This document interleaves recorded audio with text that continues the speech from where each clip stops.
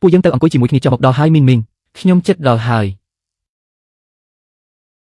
ពិតជាសីមែនខាត់ពេលដើរលេងរបស់ខ្ញុំអស់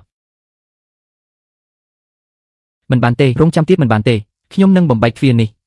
អ្នកឈួតទៅហើយឬមិញនេះអ្នកមិនបានឬគាត់និយាយអ្វីទៅហើយប៉ូលីសមកប៉ាអ្នកចូលទៅគឺត្រូវជាប់គុកហើយបងវ៉ាបើខាងក្នុងនោះជារឿងជីវិតមនុស្សមែនទោះជាប់គុកក៏ខ្ញុំព្រមដែរព្រមអ្វីទៅអ្នកគ្រាន់តែជាអ្នកស៊ីឈ្នួលគេចូលទៅហើយតើនរណាជួយអ្នកកុំធ្វើអ្វីដោយរកវិធីផ្សេងបានទេវិធីអ្វីទូរស័ព្ទហៅទូតាហៃមកគាត់គឺជាថៅកែឲ្យតែគាត់មកក្បាលទូបំបែកទ្វារនេះក៏មិនខ្លាចដែរជាងយកកំពុងមកដល់ហើយខ្ញុំរវល់តែបារម្ភភ្លេចបងជាបាត់ទៅ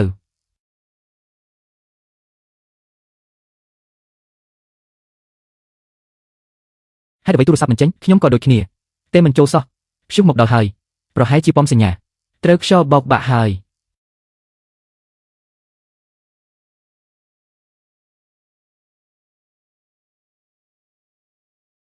ជួយផង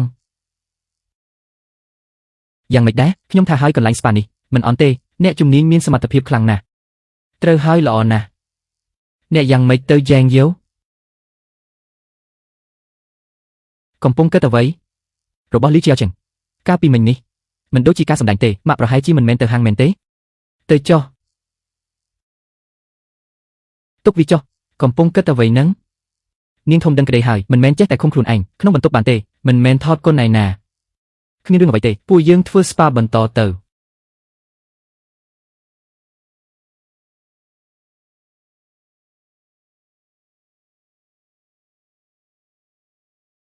លើកទូរស័ព្ទផងបងឌូសូមអង្វរលើកទៅបងហ្វាងធ្វើមិនទៅឥឡូវរងចាំសិនទៅចាំបងឌូទំនេរឃើញការខុសចូលតែមិនបានទទួលប្រកាសជាខត្រឡប់មកវិញហេតុអ្វីភ្លៀងធ្លាក់ខ្លាំងម្ល៉េះទុកវាចុះបើកបរយឺតទៅកុំឲ្យមានរឿងអ្វីកើតឡើងឲ្យសោះ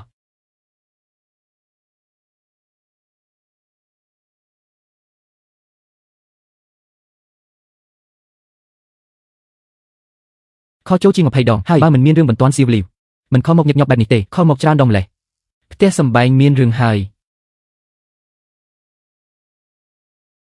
ក្នុងហាងអ្នកមានមនុស្សខ្ញុំមើលគេវីទ្វារស្រែកហៅជួយផងលោកយាយប្រហែលជាត្រូវគេឃុំទុកក្នុងហាងហើយអ្នកថាអ្វីណាខ្ញុំមិនផ្ទាល់នឹងត្រជាបងវាងកយដែរពួកយើងស្រែកហៅឃើញអ្នកឆ្លើយតបប្រហែលជាសន្លប់បាត់ទៅហើយបងស្រីកំពុងដើរផ្សារនៅឡើយបងទូបងប្រញាប់ត្រឡប់មកវិញមកគេឃុំក្នុងហាងជិត1ម៉ោងទៅហើយពេលនេះទឹកកំពុងហូរចូលក្នុងហាងមិនដឹងលេចដល់ណាទេមនុស្សចាស់ទ្រាំបានមិនយូរទេខ្ញុំនឹងត្រឡប់ទៅវិញភ្លាម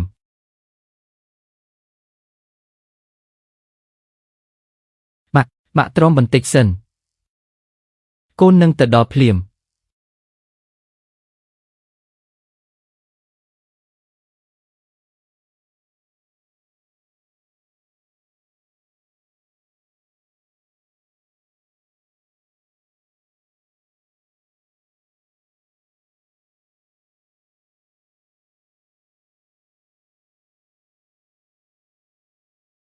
គ្រោះថ្នាក់ណាស់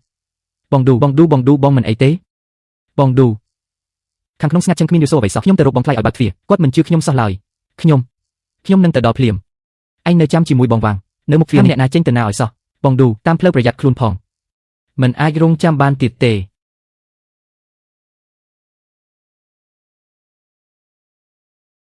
រងចាំខ្ញុំផងរងចាំខ្ញុំបន្តិចទៀតហេតុអ្វីនៅមិនទាន់មកដល់យូរម្ល៉េះភ្លៀងធ្លាក់ខ្លាំងម្ល៉េះតាមផ្លូវប្រហែលជាកកស្ទះចរាចរណ៍ហើយបងឌូថាចិត្តដល់ហើយនេះកន្លះម៉ោងទៅហើយកុំបារម្ភអីបងឌូថាចិត្តដល់ហើយពួកយើងរងចាំនៅទីនេះសិនទៅមិនបានទេបងវាងខ្ញុំរងចាំលេងបានហើយពួកយើងរាយការណ៍ទៅការិយាល័យអនុវត្តច្បាប់ទៅបើនៅតែពន្យាពេលបែបនេះប្រហែលជាមានរាយការណ៍ទៅប៉ូលីសឬតាការិយាល័យអនុវត្តច្បាប់នៅឆ្ងាយពីតំបន់យើងប៉ុណ្ណាភ្លៀងធ្លាក់ខ្លាំងបែបនេះតើប៉ូលីសនឹងមកដល់ពេលណាទៅទូរស័ព្ទទៅលេខ110ឥឡូវនេះប្រាប់ថាមានអ្នកជាប់គាំងទូបីជាប៉ូលីសមកយឺតយ៉ាងណាក៏ដោយក៏ប្រសើរជាងពួកយើងអង្គុយរងចាំឥតប្រយោជន៍ដែរលូតាហៃមកដល់ហើយស៊ីវលីវម៉ាក់ខ្ញុំគាត់នៅណា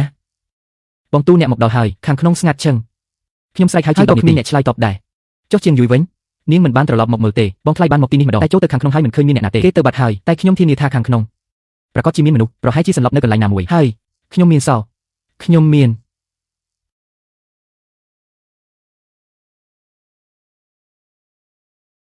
ម៉ាក់ ម៉ាក់ម៉ាក់នៃណាម៉ាក់ម៉ាក់នៃណាឆ្លើយតបកូនមួយម៉ាត់មកលោកទូរកយូរទៅកុំភ័យអីនោះគឺជាម៉ាក់របស់ខ្ញុំមិនភ័យយ៉ាងម៉េចបានម៉ាក់អ្នកឲ្យដែរឬទេកន្លែងដែលអាចលាក់មនុស្សបានគឺរកអស់ហើយក្រោមតុកៅអីក្រោយចង្ក្រានគឺមើលអស់ហើយហេតុអ្វីគ្មានសោះចឹងឬមួយក៏ខ្ញុំស្ដាប់ច្រឡំមែនទេខ្ញុំមិនបានស្ដាប់ច្រឡំទេចុះហេតុអ្វីរកមិនឃើញសោះចឹងនាងមិនអាចដុសស្លាប់ហោះទៅណាបានទេបងឌូតើបងបានពិនិត្យនៅក្នុងបន្ទប់បានរកមើលខាងក្នុងនោះហើយនៅបន្ទប់ត្រជាក់មិនអាចឃុំមនុស្សបានទេទ្វារនេះខូចកាលពីពេលថ្មីនេះជួនកាលសំបីតែខ្ញុំក៏បើកមិនចេញដែរដូច្នេះហើយរាល់ពេលប្រើរួចយើងមិនដែលបិទចិត្តឡើយគ្រាន់តែទាញបិទត្រឹមប៉ុណ្ណោះចុះបើមានរឿងអ្វីកើតឡើងចុះបើលោកយាយចូលទៅក្នុងនោះហើយទ្វារបិទចិត្តដោយខ្លួនឯងវិញនោះគាត់ជាមនុស្សចាស់អាយុ70ឆ្នាំទៅហើយជើងដៃក៏មិនសូវជាស្រួលបួលដែរទ្វារបន្ទប់ត្រជាក់នេះពេលទាញត្រូវប្រើកម្លាំងខ្លាំងណាស់តើគាត់អាចទាញបើកបានដោយរបៀបណាប្រហែលជាគ្រាន់តែជាការភ័យស្លន់ស្លោប្រយោជន៍ទោះបីជាហត់នឿយឥតប្រយោជន៍ក៏ដោយតែវានៅតែប្រសើរជាងមានរឿងអាក្រក់កើតឡើងមែនទេស្ដាប់បងឌូទៅកុំគិតច្រើនពេកអីប្រញាប់ត្រឡប់ទៅបដូរខោអាវស្ងួតទៅ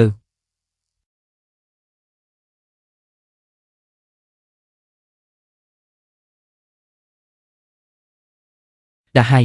គឺដាហៃអើយម៉ាក់គាត់នៅក្នុងបន្ទប់ត្រជាក់មែនទេបើកទ្វារម៉ាក់អ្នកនៅខាងក្នុងអាចបើកទ្វារបានទេបងឌូបើកមិនចេញទេមិនបានទេបន្ទប់ត្រជាក់នេះជាម៉ូដែលចាស់បើចាក់សោពីខាងក្នុងហើយគឺត្រូវតែប្រើសោរងទើបអាចបើកបាន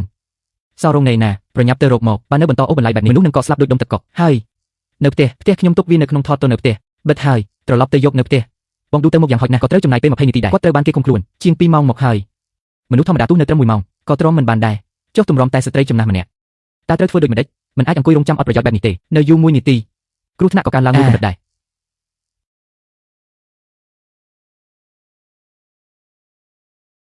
ដាហៃកូនត្រឡប់ពីសាលារៀនហើយឬម៉ាក់ធ្វើសាច់ជ្រូកទុកឲ្យកូនដាហៃហេតុអ្វីកូនមិននិយាយរកម៉ាក់ម៉ាក់កូននិយាយទេម៉ាក់ភ្ញាក់ឡើងកុំទាន់ដេកបងប៊ូលោកយាយកំពុងនិយាយរវើនៅខាងក្នុងនោះស្មារតីគាត់ពង្វេងអស់ហើយគ្រោះថ្នាក់ណាស់សម្រាប់ចិត្តឲ្យលឿនឡើងតើត្រូវធ្វើដូចម្តេចពេលនេះខ្ញុំគួរធ្វើដូចម្តេចមានវិធីហើយបងឌូតែចរណអគ្គិសនីក្នុងបន្ទប់ត្រជាក់ជាមុនសិនកាត់ផ្ដាច់ភ្លើងត្រូវហើយបិទភ្លើងទៅម៉ាស៊ីនត្រជាក់នឹងឈប់ដំណើរការយ៉ាងហោចណាស់សីតុណ្ហភាពនឹងមិនចុះទាបជាងនេះទេបងត្រឡប់ទៅយកសោទៅ20នាទីនេះលោកយាយនឹងកាត់បន្ថយការឈឺចាប់បានពាក់កណ្ដាលអាលីវកុំតាក់កាត់ភ្លើងបន្ទាន់របស់បន្ទប់ត្រជាក់នៅក្បែរទ្វារដែកនោះរំខានអ្នកទាំងពីរហើយអ្នកទាំងពីរមកចាំទីនេះជាមួយខ្ញុំទុកទៅលើពួកយើងត្រឡប់មកវិញប្រញាប់ទៅចុះរកឃើញកងតាក់កាត់ភ្លើងហើយវាជ្រេះស៊ីអស់ហើយទាញមិនកម្រើកសោះចប់ហើយកងតាក់នេះយ៉ាងហោចណាស់ក៏5-6ឆ្នាំមកហើយដែលមិនបានថែទាំនេះប្រហែលជាកងតាក់មេដែលគ្រប់គ្រងទាំងមូលនៃហាងនេះឲ្យតែបិទវាបន្ទប់ត្រជាក់ក៏នឹងដាច់ភ្លើងដូចគ្នាអ្នកមិនចង់រស់ទៀតហើយឬជញ្ជាំងសុទ្ធតែទឹកអ្នកយកដៃទេទៅប៉ះកងតាក់ភ្លើងចង់ឲ្យភ្លើងឆក់ស្លាប់ឬយ៉ាងណាចុះឥឡូវត្រូវធ្វើដូចម្តេចមនុស្សចាស់កំពុងនៅខាងក្នុងនោះទ្រាំបានមិនយូរទៀតទេ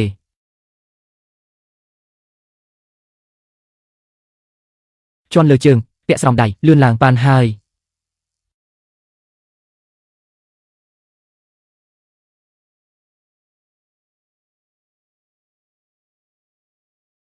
សម្រេចហើយប្រព័ន្ធត្រជាក់ឈប់ដំណើរការហើយសីតុណ្ហភាពនឹងមិនចុះទាបជាងនេះទេលោកឌូបន្ទាប់មកគឺរងចាំសោ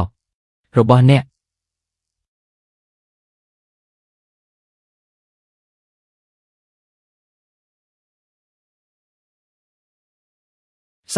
សោនៃណារកឃើញហើយសោរកបានហើយបងដុំដល់ហើយលឿនឡើងគេចផ្លូវម៉ែកូនត្រឡប់មកវិញហើយកូននឹងជួយម៉ែចេញមកឥឡូវនេះម៉ែកុំខ្លាចអីភ្លាមនេះនឹងបានការហើយ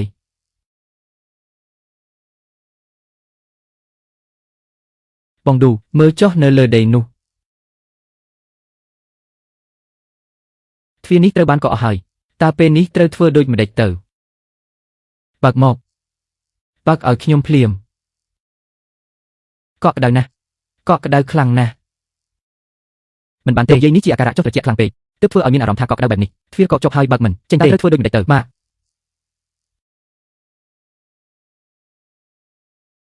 ឲ្យខ្ញុំទេកុំដោះអាវឲ្យសោះបើដោះចេញគឺចប់ហើយម៉ាក់ឲ្យខ្ញុំទេត្រូវតែវិទ្វាឲ្យបែកដើម្បីរក ឧបករណ៍មកវាយបើបាក់មិនចេញក៏ត្រូវតែវាយទ្វារឲ្យបែកមិនបានទេ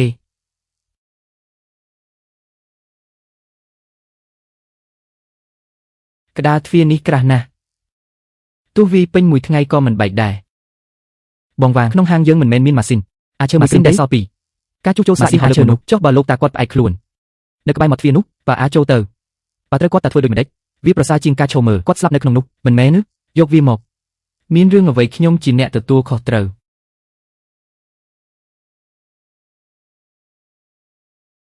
បងទូប្រយ័ត្នផង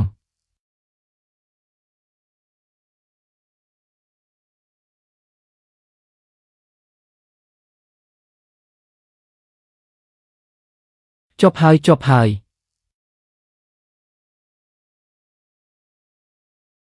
បងទូដៃរបស់អ្នកមុតដាច់រហែកធំម្លេះគ្មានប្រយោជន៍អ្វីទាំងអស់ដឹងច្បាស់ថាមានមនុស្សក្នុងបន្ទប់ត្រជាក់តើត្រូវឈរមើលលោកតាទាំងភ្នែកបែបនេះមែនទេ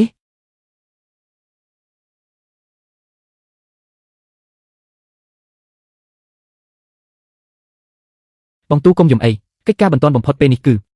ត្រូវជួយសង្គ្រោះមនុស្សចេញមកសិនខ្ញុំនៅមានវិធីមួយទៀតវិធីអ្វីទៅ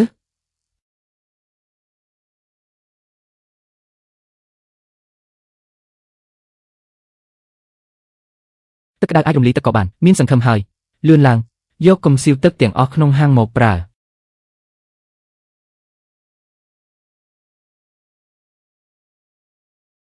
សៀវលីវអ្នកយ៉ាងម៉េចហើយ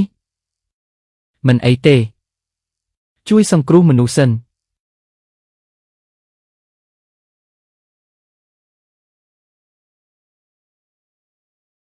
្វាររលុងហើយចាក់ទឹកក្តៅមួយកំសៀវទៀត1 2 3ទាញឆ្មា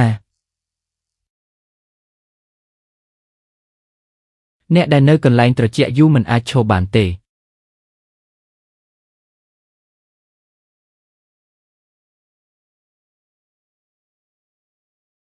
ឈរមិនបានឡើយដាក់លើដីដែរដីសាមពេកនឹងធ្វើឲ្យបាត់បង់កម្ដៅរកទៅពីមកភ្ជាប់គ្នារួមគ្នាដាក់លោកតាឲ្យដេកផ្ងារឿងនេះពិបាកហើយរកអាវក្រាស់មករុំក្បាលលោកតាឲ្យជិតទុកតែច្រមុះនឹងមាត់ឲ្យនៅខាងក្រៅក្បាលគឺជាផ្នែកដែលសំខាន់បំផុតនៃរាងកាយមនុស្សឲ្យត្រជាក់ជាងនេះទៀតដាច់ខាតបានឆាប់ឲ្យលោកតាផឹកទឹកក្តៅបន្តិចដើម្បីឲ្យកក់ក្តៅរាងកាយមិនអាចផឹកបានទេក្នុងស្ថានភាពរាងកាយចុះត្រជាក់បែបនេះផឹកទឹកក្តៅសរសៃឈាមនៅត្រង់ក្រពះនឹងរីកធំធ្វើឲ្យឈាមក្នុងសរីរាង្គសំខាន់ហូរចេញទៅក្រៅស្ថានភាពរាងកាយនឹងកាន់តែចុះទាបលឿនជាងមុនធ្វើដូចម្ដេច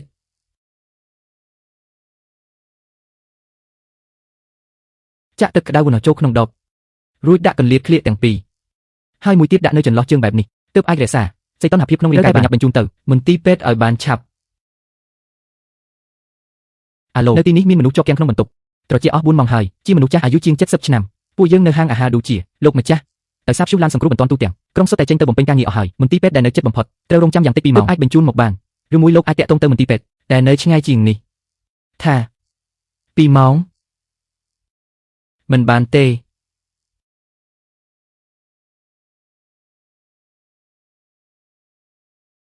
មនុស្សចាស់មិនអាចរងចាំយូរដល់2ម៉ោងបែបនេះឡើយឥឡូវនេះត្រូវតែបញ្ជូនទៅសង្គ្រោះនៅមន្ទីរពេទ្យជាបន្ទាន់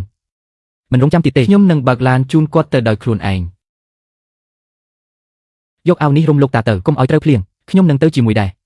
ប្រកាសជាអាចជួយបានខ្លះ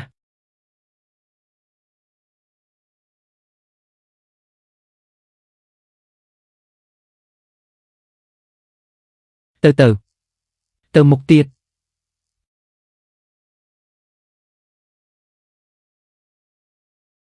បងឌូមើលលោកយាយផងចរាចរណ៍ក៏ស្ទះខ្លាំងណាស់ហើយបើនៅតែបែបនេះទាំងឡានសង្គ្រោះក៏មកមិនដល់យើងក៏ទៅមន្ទីរពេទ្យមិនរួចដែរបងឌូមើលទៅខាងនោះផ្លូវរថភ្លើងល្បឿនលឿនទំនេរសោះឈប់ឡានមានអ្នកណាអាចឈប់ឡានបានទេមិនដឹងថាគេយឺអត់ទេនោះទោះបីជាគេក៏គេមិនមែនចេះតែឈប់ឡាននៅទីនេះដោយគ្មានមូលហេតុនោះទេត្រូវតែរកវិធីដោះស្រាយឯងចង់ស្លាប់មែនទេមើលមិនឃើញឡានទេលោកគ្រូខ្ញុំសូមអង្វរលោកគ្រូជួយខ្ញុំផងក្នុងឡានមានមនុស្សចាស់ម្នាក់កំពុងតែសន្លប់ខាងមុខក៏ស្ទះខ្លាំងណាស់រថយន្តសង្គ្រោះបន្ទាន់មកមិនដល់ទេតើលោកគ្រូអាចជួយជូនគាត់ទៅមន្ទីរពេទ្យបានដែរឬទេបានប្រញាប់លើកគាត់ឡើងមកនៅឈរស្ងៀមធ្វើអីទៀតអរគុណលោកបង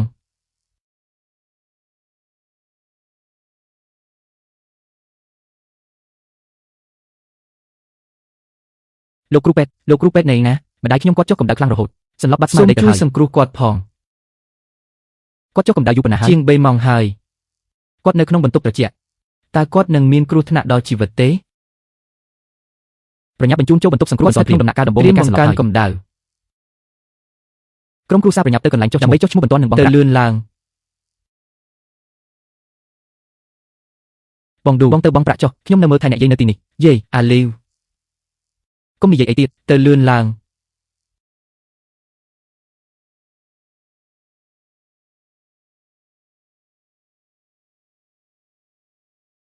ម៉ាក់កុំមានរឿងអីឲ្យសោះណា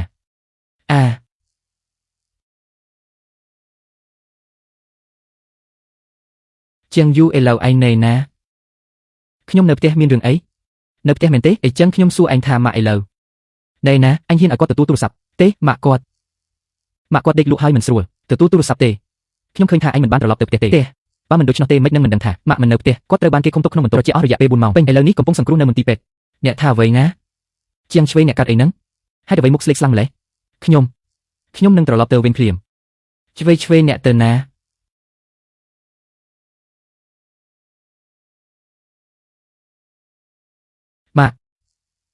ម៉ាក់នៅទេមិននៅពិតមែន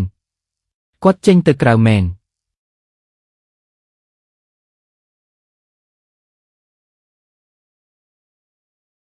លោកម្ចាស់វាងម៉ាក់ខ្ញុំនៅណាអ្នកស្រីចាស់ផ្ទះខ្ញុំនៅណាទីបំផុតអ្នកក៏ត្រឡប់មកវិញលោកទូបានបញ្ជូនគាត់ទៅមន្ទីរពេទ្យហើយក៏អស់ជាង4ម៉ោងពេលលើកចេញពីបន្ទប់ត្រជាក់គាត់លែងដឹងខ្លួនបាត់ទៅហើយនេះអាចទៅរួចយ៉ាងដូចម្តេចខ្ញុំបានផ្ដាំផ្ញើគេយ៉ាងច្បាស់ក្រឡែតហើយថាកុំឲ្យចេញទៅក្រៅមុននេះអាលីវនិយាយថៃសូចលណាបើអ្នកបើកទ្វារមើលបន្តិចតាំងពីដើមមកម្លេះសុំមិនដល់ថ្នាក់នេះឡើយ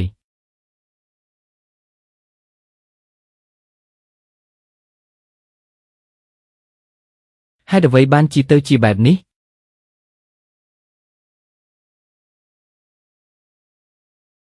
តាហៃម៉ាក់នៅណាល្អ